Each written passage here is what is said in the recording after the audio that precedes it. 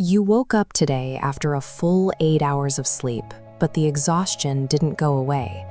You feel a heavy, invisible weight before you even swing your legs out of bed. Then the micro choices begin. You spend 10 minutes paralyzed in front of a closet full of clothes, or an hour scrolling through a streaming menu, unable to settle on a single thing to watch. We tend to label this as a lack of discipline or a character flaw. We tell ourselves we're just being lazy. In reality, the brain is hitting a physical processing ceiling. This stall happens because we are forcing ancient evolutionary hardware to manage a high bandwidth stream of complexity it was never designed to interpret. The very things we chase for happiness, more success, more stuff, and more options, act as environmental stressors that eventually overload our biological systems. This graph illustrates hedonic adaptation. When you get a promotion or buy something new, you see a sharp spike in satisfaction, but the brain rapidly normalizes to that new state, pulling your mood back down to a flat baseline. To maintain even a baseline level of satisfaction, the brain demands a constant inputs. We add more data, more possessions, and more commitments just to keep from feeling empty. This cycle of more trips a primal survival alarm in the brain, the HPA axis. Because modern life never stops providing new stimulations, this axis stays stuck in the on position.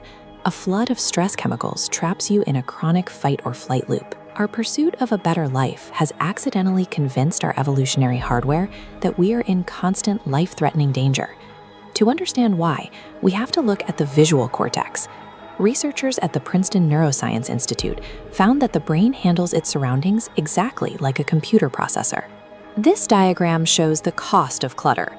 On the messy side, every individual object sends a competing signal to the brain. Because the brain is physiologically incapable of ignoring these signals, it creates a massive visual bottleneck that drains your mental energy. This drain is compounded by decision fatigue. Willpower and judgment aren't infinite resources, they're depletable. Every choice you make, no matter how small, chips away at them. Every micro decision, like what to eat or what to wear, drains your prefrontal cortex. By the time you sit down for your most important work, your biological battery is already running on empty. Chaotic environments and endless choices literally exhaust the brain before the day's real work even begins. This exhaustion is measurable. An overflowing inbox or a disorganized home triggers the exact same cortisol release as facing a physical predator in the wild. A landmark study at UCLA found a direct correlation between the state of a person's home and their biology. The more clutter and unfinished projects in the house, the higher the family's cortisol levels remained throughout the day. Chronic cortisol exposure is devastating. It impairs sleep, weakens the immune system, and contributes to stubborn weight gain around the midsection. The global medical community has taken notice.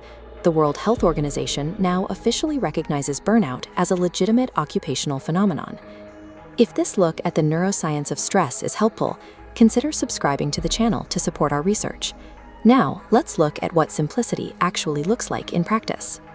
Burnout is the inevitable result of a sustained mismatch. We are placing demands on our nervous system that our biological resources simply cannot meet. Fixing this requires a strict biological protocol. We begin with visual de-escalation.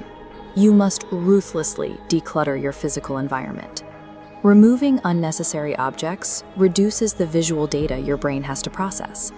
This signals your nervous system to downshift out of fight or flight, which is why tidying movements like Marie Kondo's have such a profound psychological impact. Next, you must systemize your defaults. Automate repeating choices by adopting a capsule wardrobe or meal prepping identical lunches for the week. Systemizing these choices conserves cognitive energy.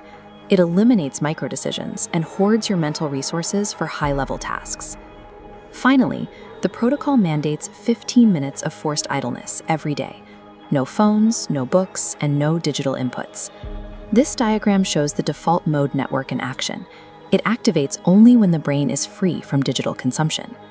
During idle periods, the brain enters intense internal labor, consolidating memories, processing emotions, and paying off accumulated cognitive debt. We often fear that simplifying our lives means we are giving up or losing our edge. In reality, Simplicity is the ultimate biological optimization. It is the choice of depth over breadth.